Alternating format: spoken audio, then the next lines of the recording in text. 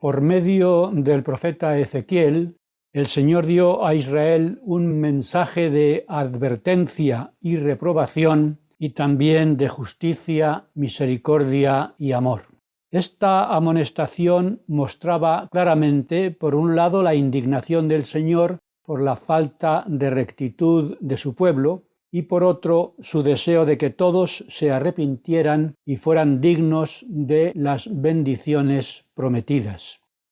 El libro de Ezequiel nos enseña que todos somos responsables de nuestros hechos ante Dios y que se nos recompensará o castigará según la forma en que usemos el albedrío en nuestra vida. Y aprendemos también que nadie puede rechazar el consejo del Señor y escapar de los juicios que inevitablemente la justicia reclama. El propósito principal de estas advertencias es ayudarnos a abandonar el pecado, recibir el perdón y limpiarnos de toda iniquidad. Estos principios se aplican a las personas en particular y a las naciones en general, y nadie escapará. Dios no justificará al pecador, pero tampoco olvidará a quienes muestren su arrepentimiento haciendo un pacto o convenio con él y lo cumplan. En la época de Ezequiel, el pueblo se había apartado de Dios y se había negado a cumplir su parte del convenio, y era necesario que se purificara en el horno de la aflicción para ayudarle a arrepentirse, a abandonar sus pecados y a volverse a su Dios. El Señor permitió que el pueblo del convenio pasara por todo tipo de tribulaciones para que se cumpliera toda justicia, pero al mismo tiempo su amor infinito y su inmensa misericordia hicieron que Él estuviera dispuesto a restaurar a su pueblo todas las bendiciones perdidas si se arrepentían y se volvían a Él. Y esta era la misión de Ezequiel: ayudar al pueblo a arrepentirse y a ser digno de la restauración prometida. Ezequiel, cuyo nombre significa Dios es fuerte o Dios fortalecerá, era hijo de Buzi y sacerdote de la familia de Zadoc. Nabucodonosor llevó a Ezequiel cautivo a Babilonia en el mismo grupo que Joaquín, a quien los babilonios habían nombrado rey de Judá para sustituir a su padre Joacim. Si incluyeron a Ezequiel en este grupo de exiliados sería porque su familia formaría parte de los poderosos de la tierra, ya que los babilonios escogían a las personas influyentes del pueblo de Judá para llevarlos a Babilonia. La salida de Ezequiel al exilio ocurrió alrededor del año 600 a.C. Ezequiel era contemporáneo de Jeremías y de Daniel. Jeremías y Ezequiel eran del linaje sacerdotal y es posible que Daniel fuera de linaje real. Jeremías dirigió sus advertencias e instrucciones a los reyes y a los dirigentes de la corte de Jerusalén, a quienes pronto los conquistarían los babilonios. Daniel ejerció su ministerio entre los conquistadores en la corte de Babilonia y Ezequiel cumplió su misión entre los exiliados. En Babilonia, entre los exiliados, estaba Ezequiel cuando en el 5.º año del exilio del rey Joaquín vino palabra del Señor al sacerdote Ezequiel, hijo de Buzi, en la tierra de los caldeos, junto al río Quebar. El Señor dio a Ezequiel una visión con una revelación o mensaje de los cielos que le fue muy difícil poner por escrito, de forma que el lector se hiciera una idea lo más clara posible de lo revelado. Por eso Ezequiel, como todos aquellos que han tenido este tipo de manifestaciones procedentes de los mundos eternos, se vio obligado a usar un lenguaje lleno de metáforas, semejanzas y comparaciones que expresaran lo más fielmente posible lo que estaba presenciando. El apóstol Pablo compartió su experiencia cuando el Espíritu lo arrebató hasta el tercer cielo, que es el reino celestial, diciendo que oyó allí palabras inefables o palabras que el hombre no puede expresar. Lo mismo sucedió cuando Jesús visitó el Nuevo Mundo y después de ministrar a los 12 discípulos, al partir de su presencia se abrieron los cielos. Y sus discípulos oyeron y vieron allí cosas tan inefables o inenarrables que no se les permitió compartirlas ni tuvieron el poder para declararlas. El Señor reveló a José Smith que este tipo de experiencias sobrenaturales solo se comprenden con la ayuda del poder del Santo Espíritu, que es el encargado de revelarlas. Y José Smith añadió lo siguiente sobre este asunto: si pudierais mirar en el interior de los cielos durante apenas 5 minutos, aprenderíais más que si leyerais todo lo que se ha escrito sobre ellos. Es decir, que para comprender este tipo de experiencias no es suficiente con que alguien nos las cuente. Necesitamos vivirlas y experimentarlas nosotros. Este fue el gran desafío que enfrentaron Ezequiel, José Smith y todos los profetas al tratar de explicar o describir sus visiones de los cielos. Cuando nosotros queremos explicar algo extraordinario que nos ha sucedido, solemos decir: no encuentro palabras. Y eso es lo que ocurrió con Ezequiel, que tampoco encontraba las palabras necesarias para compartir su experiencia y tuvo que recurrir a una forma de expresión llena de imágenes que se conoce como lenguaje simbólico icónico. Y es lo mismo que tuvo que hacer Daniel cuando vio a Dios y lo describió como un varón cuyo cuerpo era de berilo y su rostro parecía un relámpago, y sus ojos eran como antorchas de fuego, y sus brazos y sus pies eran como de color de bronce bruñido, y el sonido de su voz era como el estruendo de una multitud.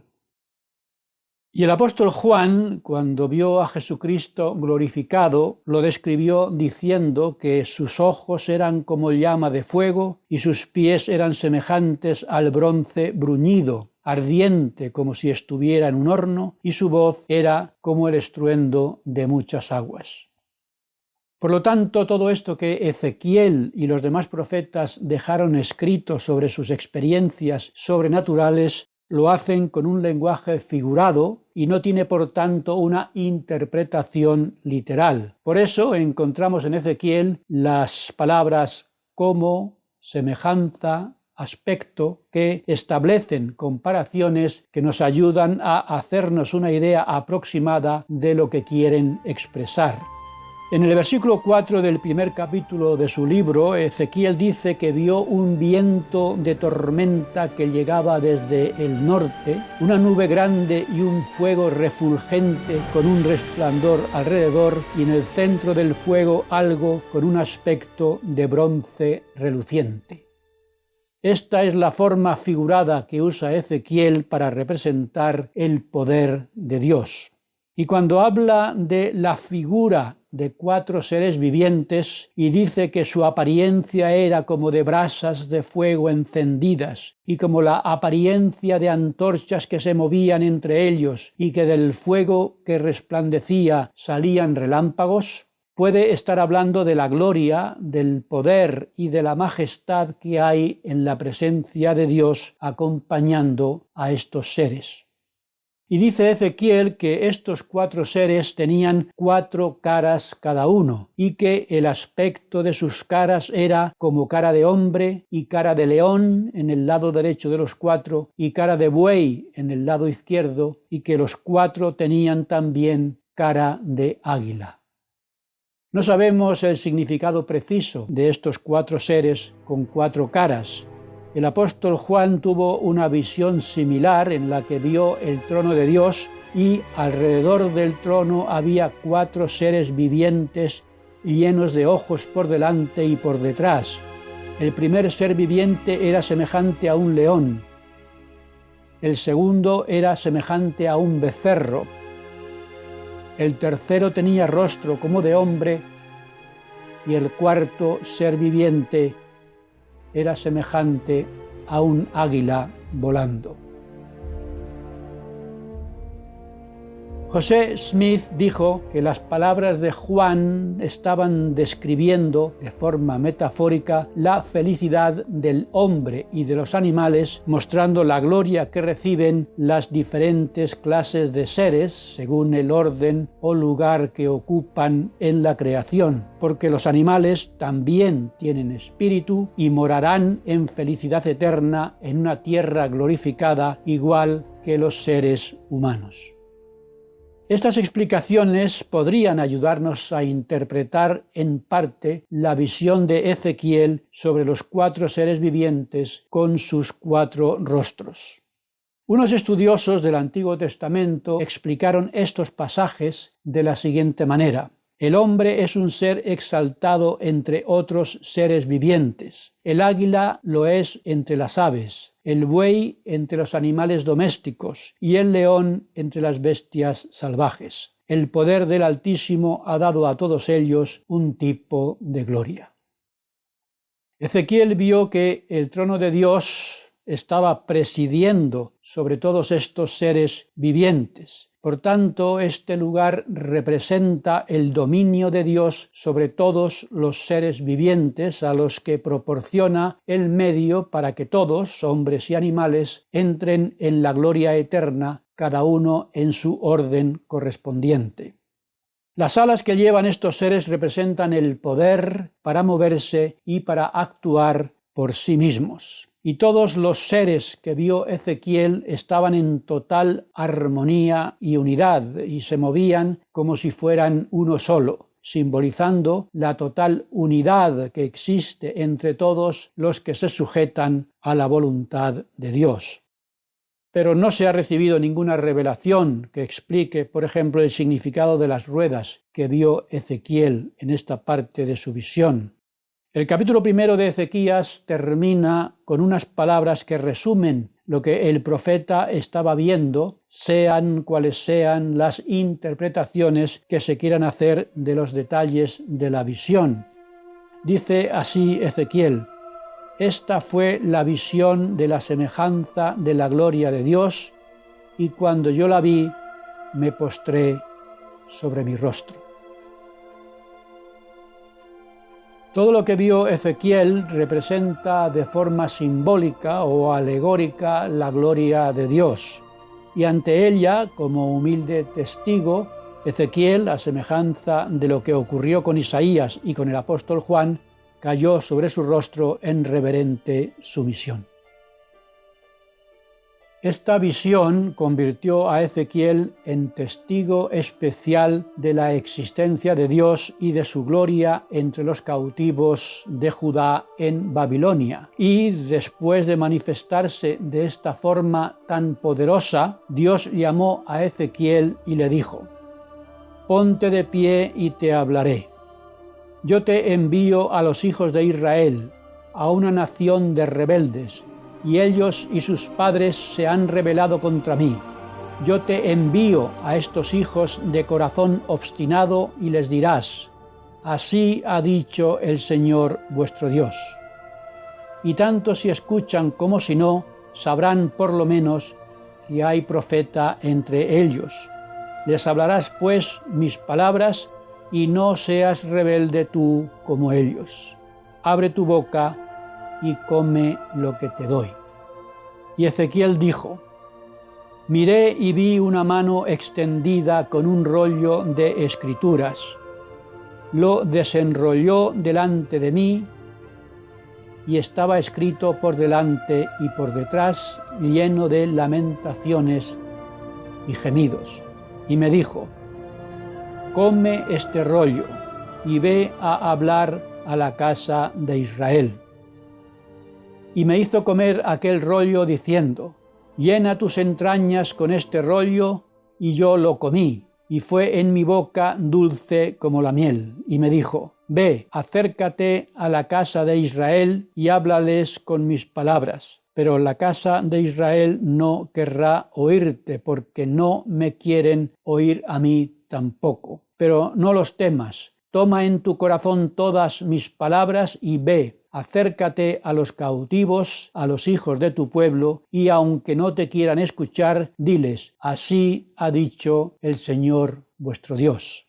Entonces el Espíritu me levantó y vine a los cautivos que moraban junto al río Quebar. Me senté y permanecí 7 días horrorosos entre ellos. Y al fin de los 7 días vino a mí la palabra del Señor diciendo, yo te he puesto por atalaya a la casa de Israel. Escucha la palabra de mi boca y amonéstales de mi parte.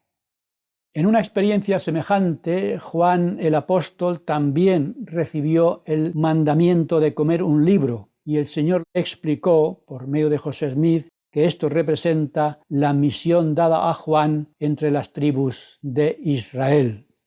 El pueblo, aún así, rechazó las palabras y las profecías de Ezequiel, pero él, como atalaya o vigía, tenía la obligación de hacer oír su voz de advertencia en el nombre del Señor. Dios le explicó muy claramente su responsabilidad diciéndole, cuando yo diga al malvado de cierto morirás, y tú no le amonestes ni le hables para disuadirlo de su camino de maldad y ayudarle así a salvar su vida, el malvado por su iniquidad morirá, pero yo demandaré su sangre de tu mano.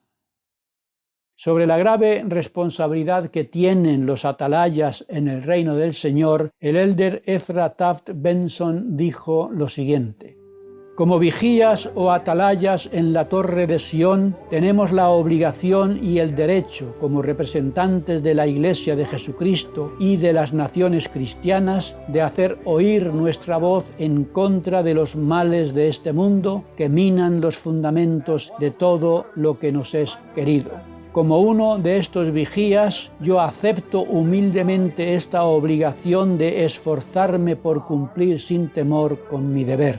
En momentos tan serios como los que estamos viviendo, no debemos permitir que el temor o la crítica nos impidan cumplir con nuestra obligación, aun a riesgo de que nos acusen de meternos con nuestras palabras en asuntos políticos, porque los gobiernos, con sus decisiones, se meten cada vez más en los asuntos de nuestra vida cotidiana. No podemos sacrificar nuestros principios ni renunciar a nuestras normas en estos tiempos de crisis por los que estamos pasando, cediendo a las presiones del mundo que amenazan nuestra vida y nuestra libertad para seguir gozando de una cómoda complacencia. Nuestra lealtad a la verdad como discípulos de Cristo nos obliga a hablar contra la inmoralidad y contra la injusticia. El Señor explicó a Ezequiel muy claramente el peligro de usar la verdad para amonestar a un pueblo rebelde e inicuo, diciéndole: pondrán sobre ti cuerdas y te atarán con ellas, y no saldrás entre ellos. Haré que se pegue tu lengua a tu paladar, y estarás mudo, y no serás para ellos varón que reprende, porque son casa rebelde. Los judíos demostraron que estaban cautivos en Babilonia física y espiritualmente, rebelándose contra las palabras de los profetas, a pesar de que esa rebeldía fue la causa de su exilio y esclavitud. Algo semejante nos pasa a muchos de nosotros, que, indiferentes a la restauración, seguimos en las tinieblas de la apostasía, presos en la Babilonia espiritual, porque tampoco nosotros tenemos el deseo de escuchar a los profetas que nos manda el Señor para liberarnos de la oscuridad que hay en este mundo rebelde, a pesar de que es la presencia de apóstoles y profetas lo que nos puede liberar de la esclavitud si escuchamos y aplicamos sus palabras. Ezequiel tenía puesta toda su esperanza en nosotros, porque después de la caída de Jerusalén no habló más de los juicios de Dios sobre sus contemporáneos, sino que habló de la redención de Israel en los últimos días. Fue como si hubiese hecho todo lo que pudo para detener la destrucción de su pueblo, y cuando eso fue imposible y todos estaban sufriendo el cautiverio, dirigió sus corazones al futuro. De manera que los santos de los últimos días deberíamos leer y estudiar con detenimiento las profecías de Ezequiel sobre nuestra época y asegurarnos de no cometer los mismos errores que cometió el pueblo de Dios en el pasado. En el capítulo 33 se insiste en la importancia de los atalayas y en su deber de llamarnos a todos al arrepentimiento, advirtiéndonos de los peligros que corremos si no nos alejamos del mundo y de su maldad. El Señor quiere salvarnos y nos recuerda la necesidad y la urgencia de arrepentirnos de lo que sea necesario, y nos muestra su amor diciendo: yo no quiero la muerte del impío, sino que se vuelva de su camino y que viva. Dios es juez justo y nos pide que nos preparemos para el día del juicio, diciéndonos que nos juzgará a todos según nuestros caminos, y que si nos arrepentimos y corregimos nuestra vida en el momento del juicio, no recordará ninguno de nuestros pecados. Ezequiel nos cuenta también que la mano del Señor vino sobre él y que lo llevó a un valle que estaba lleno de huesos, y al pasar alrededor de ellos vio que eran muchísimos, que estaban esparcidos por todo el valle. Y se dio cuenta de que estaban secos en gran manera. Entonces el Señor le preguntó: ¿vivirán estos huesos? Y Ezequiel respondió: Señor, tú lo sabes. Y el Señor le mandó diciendo: profetiza sobre estos huesos y diles: huesos secos, oíd la palabra del Señor. He aquí yo haré entrar espíritu en vosotros y viviréis, y pondré tendones en vosotros, y haré subir carne sobre vosotros, os cubriré de piel y pondré en vosotros espíritu y viviréis, y sabréis que yo soy el Señor tu Dios.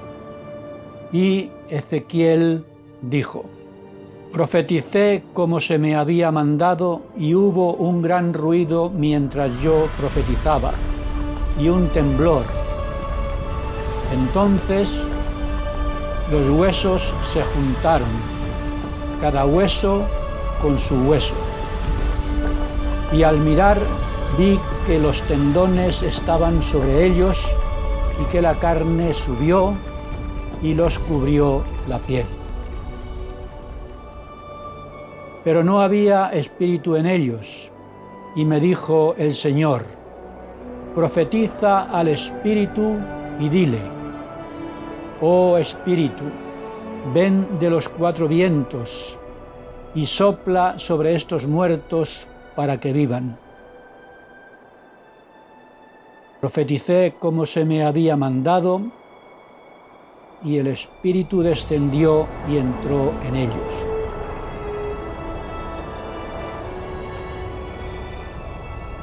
Y volvieron a la vida y se pusieron de pie, un ejército grande en extremo.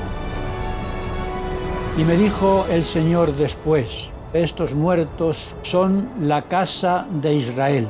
Y ellos dicen: nuestros huesos se secaron y pereció nuestra esperanza, y nos han talado del todo. Y el Señor me mandó profetizar y que les dijera: he aquí que yo abro vuestros sepulcros, oh pueblo mío, y pondré mi espíritu en vosotros y viviréis. Y os haré subir de vuestras sepulturas y os traeré a la tierra de Israel, y os haré reposar en vuestra tierra. Y sabréis que yo, Jehová, he hablado y lo haré, dice Jehová, vuestro Dios. ¿Cuál es la interpretación de esta visión de Ezequiel sobre el valle de los huesos secos? El dualismo profético nos enseña que una declaración profética puede ser de doble naturaleza y admitir, por tanto, varias interpretaciones. Esto se aplica a la visión de Ezequiel del valle que estaba lleno de gran cantidad de huesos esparcidos y completamente secos. El erudito en estudios bíblicos, miembro de la Iglesia, Sidney B. Sperry, escribió el siguiente comentario sobre la naturaleza dual de esta profecía. Se verá en este pasaje que la doctrina de la resurrección de los muertos se utiliza para simbolizar la restauración de los exiliados de Israel a su propia tierra. En esta visión se representa a los exiliados por medio de huesos secos para indicar que era una nación sin esperanza de volver a vivir. Pero el Señor les mostró que desea restaurarlos con su poder, igual que hará con los muertos por medio de la resurrección. El significado de esta profecía se relaciona con la doctrina de la resurrección y es también simbólico del recogimiento de Israel. Los huesos representan a Israel en su estado perdido y esparcido, y las tumbas indican la condición de muerte espiritual de Israel. El espíritu, o ruaj en hebreo, significa el nuevo espíritu de rectitud que las personas tendrán cuando resuciten, es decir, cuando las restauren de su estado caído. La fuente de esta nueva vida será el Espíritu Santo. Dios ha prometido, pues, que nos recogerá de todas las naciones y de todas las tierras en que estemos esparcidos, y derramará sobre nosotros agua limpia, nos lavará de toda impureza, nos dará un corazón nuevo y pondrá dentro de nosotros su Espíritu.